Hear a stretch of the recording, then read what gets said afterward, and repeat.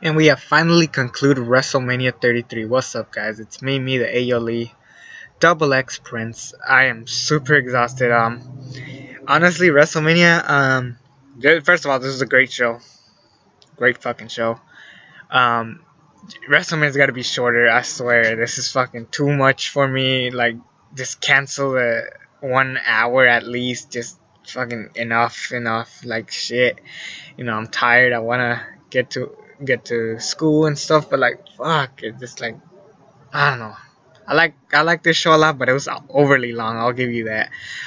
Let's talk about the kickoff. Neville beats Austin Aries. No shocker there. I actually predicted that. That was actually a good match, good moment for Neville.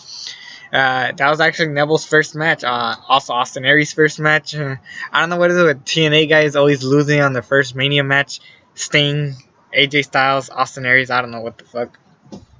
But yeah, that happened. Andre the Giant Memorial Battle Royal. This is the worst Battle Royal I've ever fucking seen. Shit. And I'm not counting the kickoff to the final grade.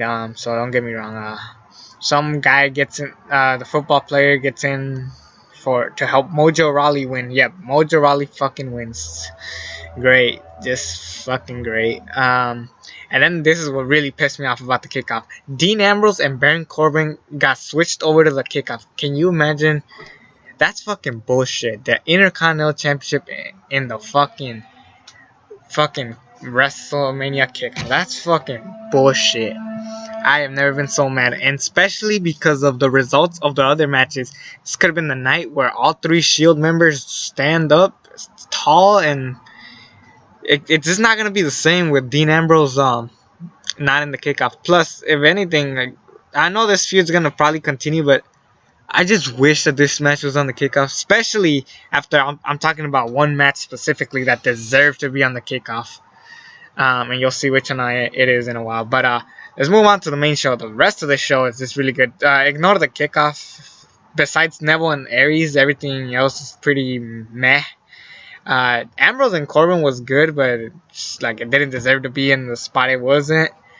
And ladies and gentlemen, we had the first match be AJ Styles versus Shane McMahon. I didn't expect this to be the first match of the card. I expected it to be the ladder match, but also the New Day came out first. I remember they did a quick promo. It was fun. But then again, the first match was AJ Styles versus Shane McMahon. This was a fucking fun ass match. Everybody is just going back and forth. Everything about this match said fun. It was just a good time. And AJ Styles finally got a win at WrestleMania. Really good moment for AJ Styles. It didn't matter if he was on the opener. And I like that. AJ Styles was just mad that he wasn't at WrestleMania. He didn't give a shit if he was on the opener, in the middle, or in the end. He just wanted to be a part of WrestleMania, and that's what made it really special for this match to be the first match in the card. I think that made it special, and thankfully AJ Styles won. And hell, even Shane, I guess in an interview that I checked on the network, they said that Shane's really impressed with AJ Styles' in-ring skills. So yeah, there was that. Next match was Kevin Owens versus Chris Jericho. If anybody knows anything about me, knows that this is the most anticipated match in my card. I was excited for this match the most out of all of them. And I gotta say, I'm really impressed of how good the match really was. Hold on, I'm getting that text because everybody's talking about Mania. This is still a really good match. Definitely no match of the year, match of the night type of match. But yeah, still enjoyed it. However, what I did not enjoy was the Fatal 4-Way for the Women's Championship. It was a good match, but it was too short for me. Nia Jax, Bayley, Sasha Banks, and Charlotte had pretty much of a short match. And honestly, I would have preferred this on the kickoff. And then around here, we had Ambrose and Corbin, so we could have all three members of the Shield win. And I'll get to the other shit when I get to it. But yeah, I thought this match, I mean, I mainly remember it for being that moment of Bayley giving the Macho Man elbow to Charlotte, and then everybody got eliminated quickly. We didn't get a Sasha heel turn like we wanted. It would kind of suck, but at least Bayley got a moment. She did not feel like an underdog after all. So yeah, good for that. Aside from that, let's just get on with the rest of the show. Oh shit! Now I thought this was gonna be the match of the night after what happened, but it wasn't. We had Luke Gallows and Carl Anderson putting their tag team championship on the line against Enzo Amore and Big Cass. Plus Cesaro and Sheamus, which, by the way, they had a really interesting attire, to say the least. It was pretty interesting. And then I love what they did here. The New Day comes out like, as your host, we have announced that there's going to be a fourth team added into the match. But who can it be? Who? And then as the New Day is walking over to the ring, and then the Hardy's theme song hits, they step to the side. Jeff and Matt Hardy are back. I marked the hell out. I was so damn excited when I saw this match. Holy shit. Jeff and Matt Hardy are back, and the crowd was just going delete. It was awesome. And the Hardys won. Great fucking match. I really enjoyed the match. It was really fucking fun. Good seeing the Hardys back. And they kind of botched the ending a little bit. Jeff Hardy landed. He was supposed to land on both Cesaro and Sheamus. He only landed on Cesaro, and Sheamus kind of moved out of the way afterwards. And then, like, when Matt was about to pick up the belts, he pulls one, and then he takes forever to pull out the second one, and then he just gets it out. But still a great fucking match. Don't get me wrong, it was fucking amazing. And yes, the Hardys are back. Delete all that bullshit that you said about the tag team division. It's just glad to know that this was really fucking good. So yeah, there's that. Next up, we get John Cena and Nikki Bella versus The Miz and Maurice. I expected this to be a pretty solid, fun, enjoyable match, and it was just a quick ass squash, and all they did is kind of rush to the big moment, which is John Cena's proposal to Nikki Bella. I keep getting all these messages by everybody because it's Mania. And yeah, John Cena proposes to Nikki Bella. She says yes. So it's just basically a moment. I feel bad for Miz and Maurice being a part of this because it ends the same way Nikki. It kind of reminded me of like James Ellsworth and Carmella match. Like it literally ends with the "You Can't See Me" and then a "F you," and that was the end of the match. So that was that match. I felt bad for Miz and Maurice, but hopefully they could redeem themselves after this. But yeah, congrats to Cena and Nikki, I guess, and good moment, I guess. So there's that. Next match, holy shit, was this the match of the night or what? Seth Rollins versus Triple H. This was a good fucking match. No interference. You know, you could say Stephanie interfered, but who gives a shit?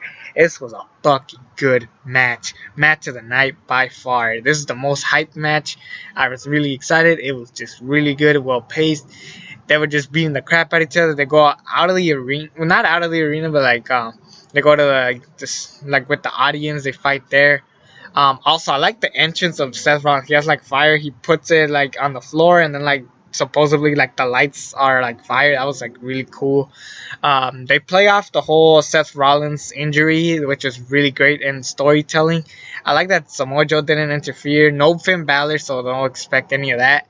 And yeah, I thought it was a really fun match. And Seth Rollins beats Triple H with a pedigree. I honestly wish it ended with a Phoenix Splash, but I'm actually still kind of happy that we got the match because it was the match of the night. In my eyes, it was the match of the night. It was a really good match that I should just go back and watch right now. Fuck, it was just really good. It's gonna stand out for everybody.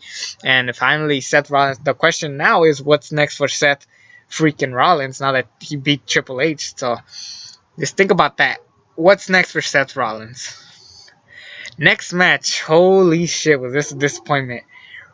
Bray Wyatt puts the WWE Championship on the line against Randy Orton.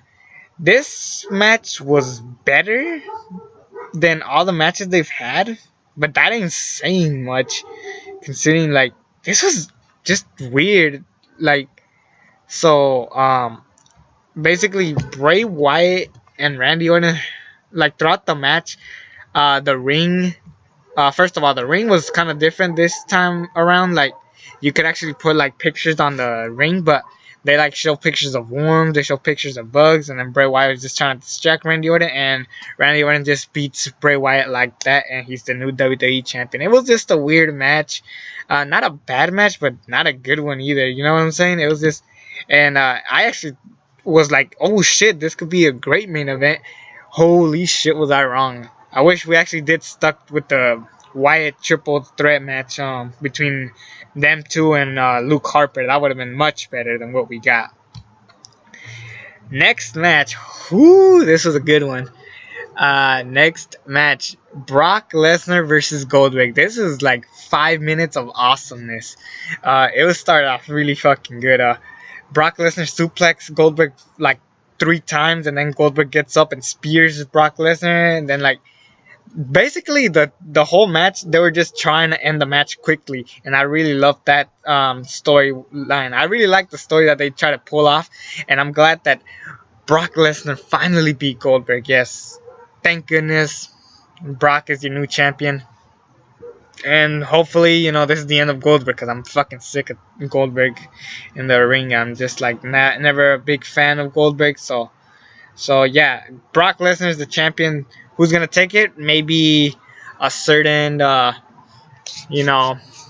underdog that will make it rain for you guys.